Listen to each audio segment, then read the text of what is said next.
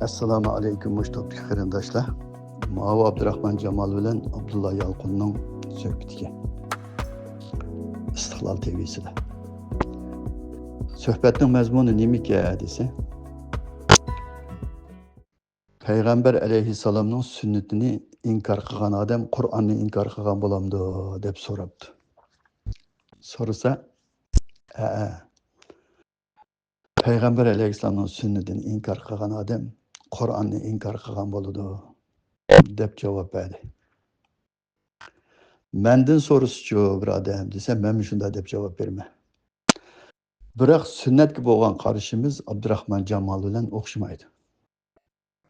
Abdurahmon Jamol nimani sunnat deydi? Bilamdi, bilmamdi, uni o'qimayman. Agar bilgan bo'lsa, Qur'onga chaqirayotgan odamlarni kofir demaydi. Bilgan bo'lsa, Qur'onchilarga raddiya deb kitob yozmaydi.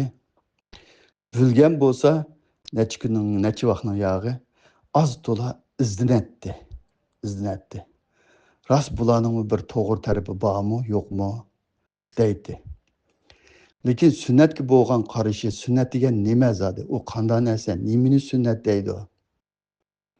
Uning sunnatning haqiqatini bilmaydi ekan. Uni sunnatning haqiqatidan ash o'qitqanga asosiyatdan chiqib ketgan. Payg'ambar alayhissalomning sunnatidan chiqib, Payg'ambar alayhissalomning ustiga nisbatlangan, eg'iziga nisbatlangan, payg'ambaringlar anda qilgan, payg'ambaringlar manda qilgan, oq qilgan, ko'k qilgan deganga o'xshash. Ayso alayhissalom dunyodan qaytgandan keyin nurg'un Pavluslar o'tirg'i chiqib, Pavlusga o'xshash kishilar o'tirg'i chiqib, Aysoning ustiga tuhmat qilib nisbatlab qo'yib, Aysoning eg'izi bilan nurg'un kitoblarni yezib etganga o'xshash. Injilning asl nusxasini topqini bo'lmag'idek holga akilib etganga o'xshash. Qur'onga teganmagan bo'lsimichu desa, Qur'onga parallel qilib, payg'ambarning sunnati, payg'ambarning yo'li deb nurg'un narsa o'tirg'i chiqirib etgan. Shu o'tirg'i chiqirib bo'lib, uningdan keyin chiqirib bo'lib, necha yuz yildan keyin Abdurahmon Jamollar shu o'tirg'i chiqib bo'lgan narsani din deb o'qigan. Bu qarindoshlarga deb qo'ydig'imiz imkoniyatning bericha Qur'onga yanib qayta qarisi bo'ladi. Qur'onni o'tirib qo'yayotgan odamlar payg'ambarning sunnatini inkor qilish uchun o'tirib qo'ymaydi. Payg'ambarning haqiqiy sunnatining qaysi ekanligini deb berish uchun o'tirib qo'ydi. Payg'ambar alayhissalomning sunnati nima? Sunnat degan yo'l degan gap. Hadis degan so'z degan gap. Payg'ambar alayhissalomning yo'li qaysi? Qur'on nozil bo'lishdan burun payg'ambarning yo'li bormidi? Bir yerda yo'li bormidi? Payg'ambarning yo'li yo'qdi. Shu payg'ambarning Qur'on nozil bo'lishdan burun o'zining bir yo'li bo'lmaganlik sababidan Allah Qur'onda nima deydi desa, sana biz bu Qur'onni nozil qilishdan burun iymon nima, islom nima bilmaysan dedi. Payg'ambar alayhissalomni Allah o'zining rasulligiga, ya'ni elchiligiga tanlab, Qur'onni nozil qilib, mana sening yo'ling bu. Mana bu din bu. Mana mushuninga chaqirsa, biz nozil qilgan mushu Qur'onga boshqalarni chaqirsa, boshqalarga mushuni yetkazsa, sen hayotingni mushunga tatbiqlaysan dedi. Payg'ambar alayhissalomning yo'li nima desa, sunnatulloh, Allohning yo'li, Allohning sunnati. Muhammad alayhissalom Allohning sunnatiga ergashgan. Dunyoda payg'ambar alayhissalomga nisbatlab qo'yib, hozir sunnat deb chiqayotgan shiyalarning bir to'qay, sunniylarning bir to'qay, birisi-birsiga o'xshamaydigan, birisi-birsini inkor qilib turadigan, o'zaro bir-birini inkor qilib turgandan tashqari Qur'on bilan qat'iy bog'lashmaydigan mana mushundaq narsalarni-chu desa, Abdurahmon Jamollarga sunnat deb o'rgatgan. Jinim qarindishim Abdurahmon Jamol, sunnat degan nima? Nimani sunnat deydi? Payg'ambar qanday sunnatga ergashgan? Payg'ambar alayhissalomning vaqtida bizning sunnat deb o'rgangan narsalarimiz payg'ambar alayhissalomning vaqtida bormidi shu narsa? Yo'q, unda bir narsa yo'q. Hozirgi bizning o'qiyotgan kitobimiz 6 kitob 9 ga chiqdi. Shunchalar kitob bormidi? Yo'qdi. Yo'qdi. Payg'ambar alayhissalom nimaga chaqirgan desa, shu hech narsa yo'q bo'lgan shu jamiyatda payg'ambarni rasullikqa tanlab, Alloh Qur'onni nozil qilib, mana shu Qur'on bilan boshqalarni yetakla degan. Nurg'un oyatlar bor. Bu tilovat qilinib turadigan Qur'on sizlarga kifoya qilmadimi? Qiyomat kuni sizlarni shu Qur'on bilan hisob olamiz. Mushu Qur'on sizlarga yetarlik emasmi? Bu sizlarga yetmadimi degan oyatlar bor. Oysha roziyallohu anhodan so'rgan vaqtimi sizlar Qur'on o'qimamsizlar? Payg'ambar alayhisolamning shu ibodatini, diniy e'tiqodi jihatda o'zining qandoligini biladi u mushriklar o'z vaqtida. Hammasi biladi, musulmonlar biladi, mushriklar biladi, mushriklar deb demay so'rag'anlar musulmonlar bo'lg'iydi. Kirib qandoq bu ibodat shakli qayerdan qayergacha deganda sizlar Qur'on o'qimamsizlar degan. Payg'ambarning qanday kiyim kiydiganini, qanday salla o'raydiganini, soqolining qandoqligini Oyshadan so'rsim talog'i chiqqanda ko'ratdi. Uni so'rab kirgan emas. Zodi payg'ambarning ibodati qandoq bu? Ba'zi yerlarda endi Qur'onni yetkazib kirgitdi, biz toza bilinmay qolamiz, zodi qandoq deb so'rgan shu hadislarni hammamiz sahih deb e'tirof qilamiz. Qilgan vaqtda nima degan, shunda degan chaqda siz Qur'on o'qimamsizlar degan. Payg'ambar alayhisolamning sunnati shu Qur'on. Bir odam payg'ambarning sunnatini inkor qilsa kofir bo'lamdi, desa kofir bo'ladi.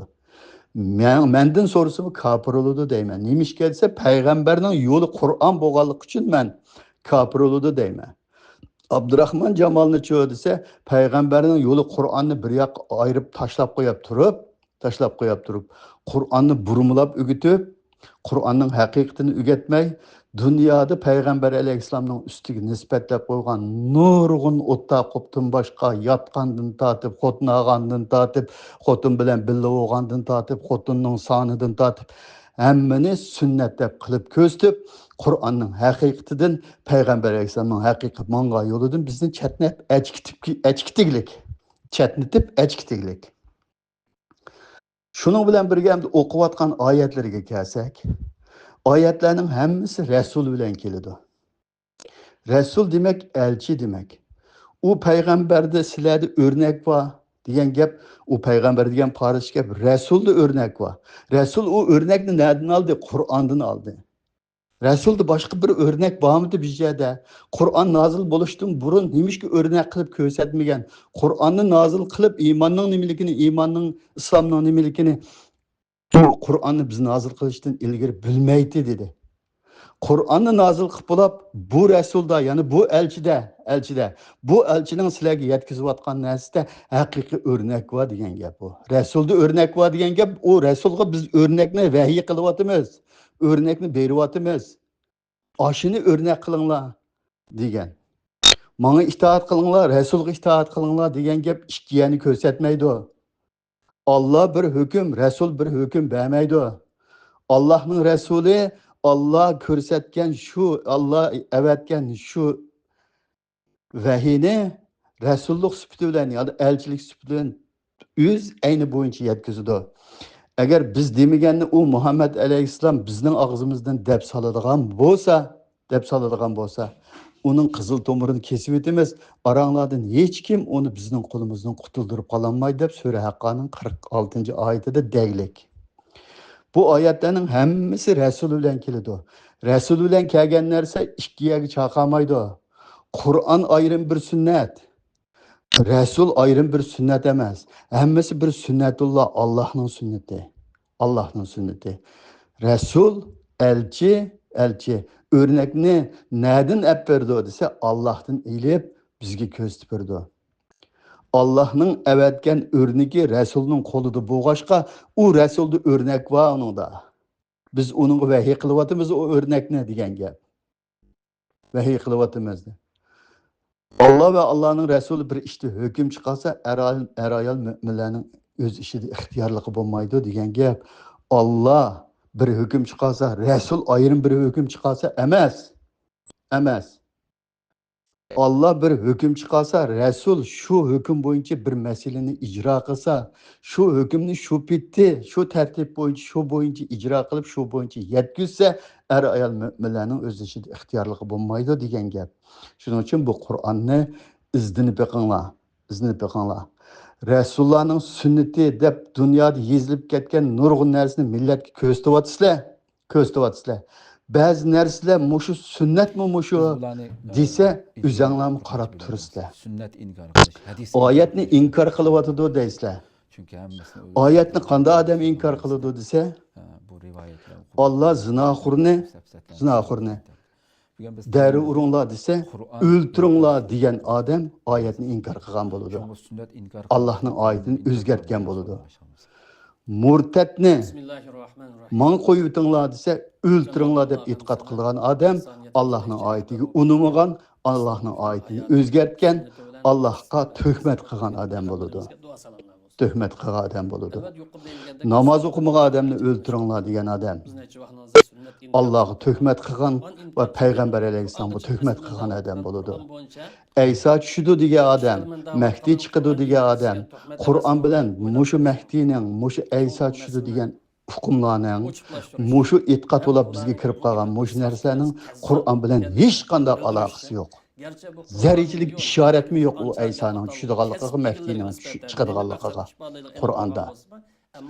Mana mushu Qur'onda yo'q narsalarning bizga din bo'lib kirib qilishi bu Muhammad alayhissalomning sunnatulloh o'zining yo'lidan din dushmanlari chatnitib chiqib Qur'onni sunnat qilib ko'rsatmasdan shu narsalarni sizlarga sunnat qilib ko'rsatganligi uchun dunyodagi nurg'un narsani o'zinglar sunnat deb bilasizlar. Birsingli sunnat deganni birsingli sunnat demaysizlar. Birsingli sahih deganni birsingli sahih demaysizlar. Birsi mutawatir da'vatgan, birsi sahih da'vatgan, birsi mavzu da'vatgan, birsi hadis qudus da'vatgan, birsi u da'vatgan, bu da'vatgan. Ya'ni izoh tatmay qo'pab oshundoq tarkibga bo'lingan narsalarni Allohning vahiysi deysizlar. Allohning kitobi bilan barobar o'ringa qo'yasizlar. Tafsili o'tirib qo'yilgan oyatlar.